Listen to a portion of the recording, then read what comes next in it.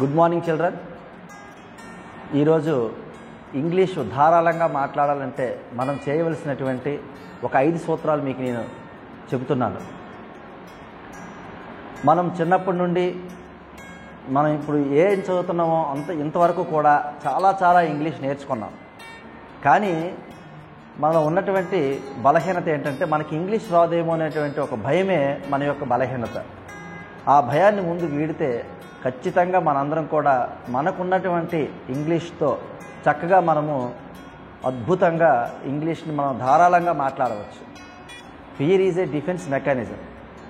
మనకి ఒంట్లో ఉన్నటువంటి మన శరీరంలో మనకి అసంకల్పిత ప్రతీకార చర్య ఈ యొక్క భయం అనేది. ఈ భయాన్ని మాట్లాడడానికి ఎందుకు మనం ఉపయోగించుకోవాలి? దాన్ని మనం కంట్రోల్ చేసుకున్నట్లయితే ఇంగ్లీష్ను మనం ధారాళంగా మాట్లాడడానికి మన బ్రెయిన్ మనకి సహాయపడుతుంది. అది మొదటి సూత్రం, భయాన్ని విడిచిపెట్టాలి. 2, మనకి సన్నిహితంగా ఉండే వాళ్ళలో ఎవరు ఇంగ్లీష్ మాట్లాడుతున్నారో వాళ్ళతో మనం ఇంగ్లీష్ మాట్లాడడానికి ప్రయత్నం చేయాలి. ఈ విధంగా చేయడం వల్ల మనం యొక్క ఇంగ్లీష్ నాలెడ్జ్ అనేది ఇంప్రూవ్ అవ్వడమే కాకుండా మనకు సరైనటువంటి అభ్యాసం అనేది లభిస్తుంది. తద్వారా మనం ఇంగ్లీష్ని ధారాళంగా మాట్లాడవచ్చు. 3, ఎక్కువగా మనం తెలుసుకోవాల్సింది వర్బ్ ఫామ్స్.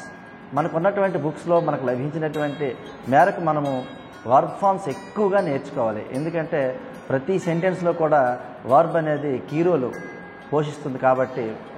అలాగే 4th వన్, మనకి దొరికినటువంటి స్టోరీలు ఏమైనా షార్ట్ స్టోరీలు ఉంటే షార్ట్ స్టోరీలు ఇంగ్లీష్లో మనము చదవడం వలన మనకి అద్భుతమైనటువంటి ఇంగ్లీష్ పట్ల జ్ఞానం అనేది లభిస్తుంది. దానివల్ల మనం చక్కగా ఇంగ్లీష్ని మాట్లాడవచ్చు. 5th వన్, మనకి ఎక్కడ ఏ విధమైనటువంటి న్యూస్ పేపర్స్ కానీ, పేపర్ ర్యాపర్స్ కానీ, చాక్లెట్ ర్యాపర్స్ కానీ ఎక్కడ ఇంగ్లీష్ సంబంధించినటువంటి మెటీరియల్స్ దొరికినా సరే మనం వాటిని చదువుతూ నేర్చుకుంటూ ఉండాలి. ఈ విధంగా మనల్ని మనం అప్డేట్ చేసుకుంటూ ఇంగ్లీష్ని ధారాళంగా మాట్లాడడానికి మన కృషి మనం చేస్తే ఖచ్చితంగా మనం ఇంగ్లీష్ని ఫ్లూయెంట్గా మాట్లాడవచ్చు. అంతేకాదు by practice we can speak English better than before and also fluently, and by study we can improve our proficiency. So fluency and proficiency, it leads to our success wherever you go. Any interview you attend, you can certainly get success in any interview for any private or public posts. Thank you for giving this opportunity.